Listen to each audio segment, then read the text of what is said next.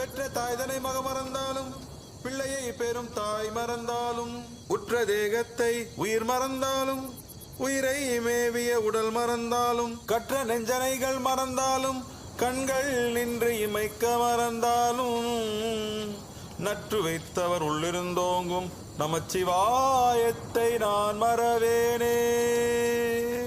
விடை கிடைக்காத பல கேள்விகள். மவுண்ட் எவரெஸ்ட் தான் உலகத்திலேயே ரொம்ப உயரமான மலைன்னு நம்ம எல்லாருக்கும் நல்லாவே தெரியும். அப்படிப்பட்ட உயரமான மலையே நிறைய பேர் ஏறும் போது அந்த மலையை விட 2000 மீட்டர் கம்மி உயரத்துல இருக்க மவுண்ட் கைலாஷ ஏன் யாராலையும் ஏற முடியல? உண்மையாலுமே மவுண்ட் கைலாஷ்ல டைம் ரொம்ப வேகமா மாறுமா என்ன? கைலாய மலை இயற்கையாவே உருவான மலையா இல்ல மனுஷங்களால உருவாக்கப்பட்டதா? அது மட்டும் இல்ல, மவுண்ட் கைலாஷ் தான் உலகத்தோட சென்டர் பாயிண்டா? கைலாய மலையில மட்டும் இல்ல, அது கிட்ட இருக்க மானசரோவர் லேக்லயும் பல மிஸ்ட்ரிஸ் ஒளிஞ்சிருக்காமே.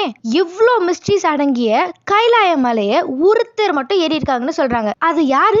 சிவனும் பார்வதியும் இன்னமும் அங்கதான் இருக்காங்களா? இமயமலையில இருக்க கைலாய மலையோட மர்மம் தீராத கேள்வியை தெரிஞ்சுக்க வாங்க வீடியோக்குள்ள போகலாம்.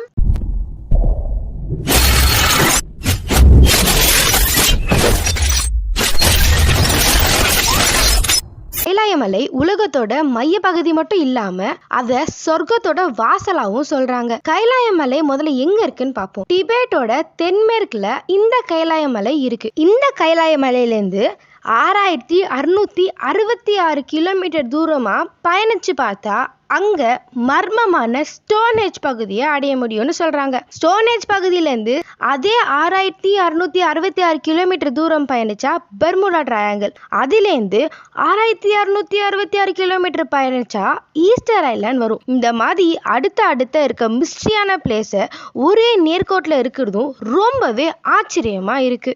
கைலாய மலையை உத்து பார்க்கும்போது அதுல ஓம்ன்ற சிம்பிளும் நம்மளால பார்க்க முடியும்னு சொல்றாங்க. ஹிந்து மக்களை பொறுத்த வரைக்கும் மும்மூர்த்தியில பிரம்மா சத்தியலோகத்திலையும் விஷ்ணு வைகுண்டத்திலையும் தேவர்களுக்கெல்லாம் தெய்வமா இருக்கும் இந்த மகாதேவனை கைலாயத்துல தான் பார்க்க முடியும்னு சொல்றாங்க. சிவனும் பார்வதியும் கைலாய மலையத்துல தவம் பண்ணிட்டு இருக்கும் போது கைலாய மலை ரொம்பவே அமைதியா இருக்கும்னு சொல்றாங்க. அதே நேரத்துல சிவன் ருத்ர தாண்டவம் ஆடும் போது கைலாய மலையில நிறைய மலை சரிவுகள் ஏற்படுதுன்னு மக்களால சொல்லப்படுது.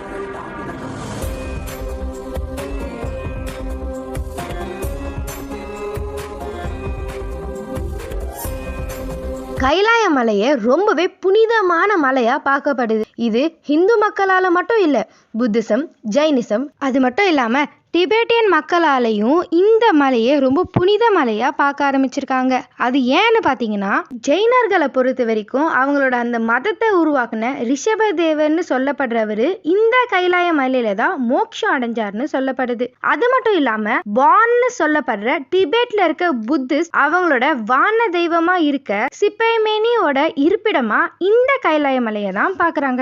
நிறைய மக்கள் இந்த கைலாய மலையை கிட்டத்தட்ட 52 கிலோமீட்டர் தூரம் 15 மணி நேரம் நடந்து இந்த கிரிவல பாதையை சுத்தி வராங்க. இந்த கைலாய மலை 1000-2000 இல்ல, சுமார் 30 மில்லியன் ஆண்டு பழமையான மலை. இந்த கைலாய மலைக்கு பக்கத்திலேயே மானசரோவர்ன்ற ஒரு நல்ல தண்ணி கொண்ட ஏரியும் ரக்ஷஸ்தலான்னு சொல்லப்படுற ஒரு உப்பு நீர் கொண்ட ஏரியும் இருக்கு. இந்த மானசரோவர் ஏரிய தூய்மையோட அடையாளமா பார்க்கப்படுது. அது மட்டும் இல்லாம இந்தியாவோட 4 புனிதமான நதி, அதாவது சட்லட், கர்னாலி, பிரம்மபுத்திரா, சிந்து, இந்த 4 நதியோட பிறப்பிடமே இந்த மானசரோவர் ஏரி தான். இந்த மானசரோவர் ஏரிய தெய்வமா பார்க்க சொல்லப்படுது. அதே சமயத்துல ரக்ஷஸ்தலாவை பிசாசு ஏரின்னு சொல்லப்படுது. இந்த ஏரி உலகத்தோட மிகப்பெரிய உப்பு ஏரியில ஒரு ஏரியா பார்க்கப்படுது. நல்லது கெட்டது இது ரெண்டுத்தையும் டிஃபைன் பண்ற மாதிரி மானசரோவர் ஏரியும் ரக்ஷஸ்தலா ஏரியும் இருக்குன்னு சொல்றாங்க. மகாபாரத போர் முடிஞ்ச பிறகு பாண்டவர்கள் நாட்டை ஆண்ட பிறகு ரொம்ப வருஷம் கழிச்சு முக்தி பெறலான்னு யாத்திரை போறாங்க. அப்படி போகும்போது கைலாஷ் பர்வத், அதாவது கைலாய மலையை அடையறாங்க. இந்த யாத்திரை மூலியமா சொர்க்கத்தை அடையலான்னு போகும்போது யுதிஷ்டரை தவிர மத்த எல்லாரும் ஒருத்தர் மாத்தி ஒருத்தரா கீழே விழுந்துடுறாங்க. யுதிஷ்டருக்கு மட்டும்தான் சொர்க்கத்தோட கதவு திறக்கப்பட்டதுன்னு நம்பப்படுது. சிவன் இங்கதான் இருக்காங்கன்னு சொல்ற மாதிரி ஓம்ன்ற ஒரு சிம்பிள் இந்த மலையில அமைஞ்சிருக்கு. அது மட்டும் இல்லாம சிவனோட முகம் சூரியனோட ஷேடோ மூலியமா அப்பப்போ மலையில பார்க்க முடியுதுன்னு சொல்றாங்க. கைலாஷ் பர்வத் கிட்ட எந்த ஏர்போர்ட்டோ இல்ல ஏரோப்ளேனோ போகாம இருந்தா கூட அங்க வித்தியாசமா ஏதோ ஒரு ஏரோப்ளேன் போற சவுண்ட உணர முடியும்னு அங்க இருக்க மக்கள் நிறைய பேர் சொல்லியிருக்காங்க. அந்த சவுண்ட் அங்க இருக்க விண்ட் பேட்டர்னாலேயோ இல்லனா சுத்தி இருக்க மலையில இருந்து வரக்கூடிய எக்கோவால கூட இந்த சவுண்ட் கேட்கலாம்னு ரிசர்ச்சர்ஸ் சொல்லியிருக்காங்க. அந்த சவுண்ட உத்து கவனிச்சு கேட்கும் போது அந்த சத்தத்துல ஓம் இல்ல டமுரு அப்படின்ற ஒரு வார்த்தையை கேட்க முடியும்னு சொல்லப்படுது. இவ்வளோ மிஸ்ட்ரீஸ் அடங்கிய இந்த மலையை நிறைய மவுண்ட் கிளைம்பர்ஸ் கைலாய மலையை ஏறணும்னு ட்ரை பண்ணியிருக்காங்க. ஆனால் எவ்வளோ ட்ரை பண்ணியும் இப்போ வரைக்கும் கூட யாராலையும் இந்த மலையை ஏற முடியல. 11ஆம் நூற்றாண்டுல டிபேட்டியன் மாங்க் ஆகிய மிலாரப்பாவை தவிர வேற யாருமே இந்த மலையை ஏறினதே இல்லைன்னு சொல்றாங்க. இந்த மலையை எப்படியாச்சும் ஏறியே ஆகணும்டான்னு ட்ரை பண்றவங்க ஏகப்பட்ட பிரச்சனையை ஃபேஸ் பண்றாங்க. அப்படி அவங்க ஃபேஸ் பண்ண பிரச்சனை எல்லாம் என்னன்னு பார்த்தீங்கன்னா, அவங்க பாதி வழியிலேயே திசை மாறி போயிடுறாங்க. அது மட்டும் இல்லாமல் மோசமான கிளைமேட்டிக் கண்டிஷன், அதாவது மோசமான வானிலையை சந்திக்கிறாங்க. அது மட்டும் இல்லாமல் இந்த மலை ஏறும்போது அவங்களோட ஏஜும் ரொம்ப ஃபாஸ்ட்டாக ஏறுது, அதாவது அவங்களுக்கு சீக்கிரமாக வயசாகுதுன்னு சொல்லியிருக்காங்க. இது போக முடியும் நகங்களும் ரொம்பவே வேகமாக வளருது, அதாவது பூமியில் சுமார் 2 வாரம் எடுக்கக்கூடியது கைலாய மலையில் சில மணி நேரங்கள்லேயே வளர்ந்துருதுன்னு சொல்கிறாங்க. இந்த மாதிரி மலை மேலே ஏறின நிறைய வீரர்கள் உயிரோட திரும்பல. அது மட்டும் இல்லாம உயிரோட திரும்பின சில பேர் கூட அவங்க கீழே இறங்குனதும் 1 வருஷத்துலயே வயசாகி சீக்கிரமா இறந்து போயிருக்காங்க.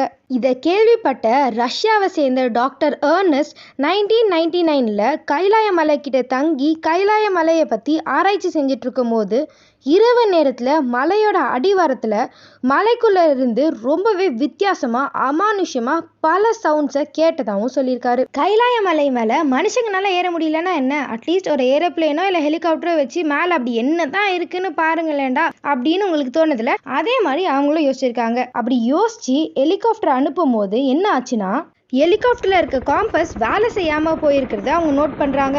அது மட்டும் இல்லாமல் ஏதோ ஒரு ஃபோர்ஸ் இன்னும் முன்னாடி போக விடாமல் தடுக்கிற மாதிரி இருக்குன்னு சொல்லியிருக்காங்க. இது ஏன் அப்படின்னு நாசா ரிசர்ச்சர்ஸ் ஆராய்ச்சி பண்ணும்போது அவங்க என்ன சொல்கிறாங்கன்னா, இந்த மலைக்கு மேலே அளவுக்கு அதிகமாக பாசிட்டிவ் எனர்ஜி இருக்கிறது மட்டும் இல்லாமல் அது கூடவே மேக்னெட்டிக் ஃபோர்ஸும் அதிகமாக இருக்குது. அதனால தான் இந்த இடத்துல எந்த காம்பஸும் வேலை செய்யாமல் போகுதுன்னு நாசா சயின்டிஸ்ட் சொல்லியிருக்காங்க. இந்த கைலாய மலைக்கிட்ட இருக்க கௌரிகோன்னு சொல்லப்படுற கருணை ஏரியில தான் பார்வதி தேவி விநாயகரை உருவாக்கினதா நம்பப்படுது. 1959ல சைனா டிபெட்டை ஆக்கிரமிச்சதுக்கு அப்புறம் வெளிநாட்டுல இருக்க யாரையுமே இந்த கைலாய யாத்திரைக்கு அனுமதிக்கவே இல்லை. 1981ல இந்தியாவும் சைனாவும் ஒரு ஒப்பந்தம் செஞ்சுக்கிட்டாங்க. அது என்னன்னு பார்த்தீங்கன்னா, இந்தியர்களை மட்டும் இந்த யாத்திரைக்கு அனுமதிக்க சொல்லி கேட்டுக்கிட்டாங்க. அதுல இருந்து தான் இந்த இந்தோ சைனா ஒப்பந்தம் படி இந்தியர்களை மட்டும் அனுமதிக்க ஆரம்பிச்சிருக்காங்க.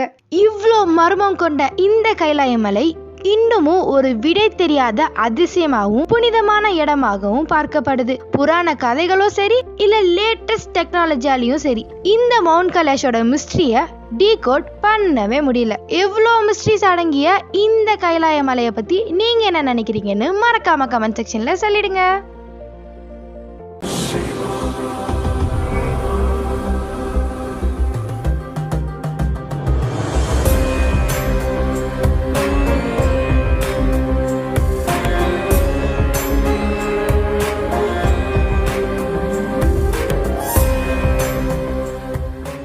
உங்களுக்கு எங்கள் வீடியோ பிடிச்சிருந்தா லைக் பண்ணுங்க, சப்ஸ்கிரைப் பண்ணணும்னு நினச்சிங்கன்னா சப்ஸ்கிரைப் பண்ணுங்க, பக்கத்தில் இருக்க பெல் பட்டனை கிளிக் பண்ணுங்க. அப்போ தான் உங்களுக்கு நோட்டிஃபிகேஷன் வரும் நாங்கள் ஒரு தடவை வீடியோ அப்லோட் பண்ணும்போது.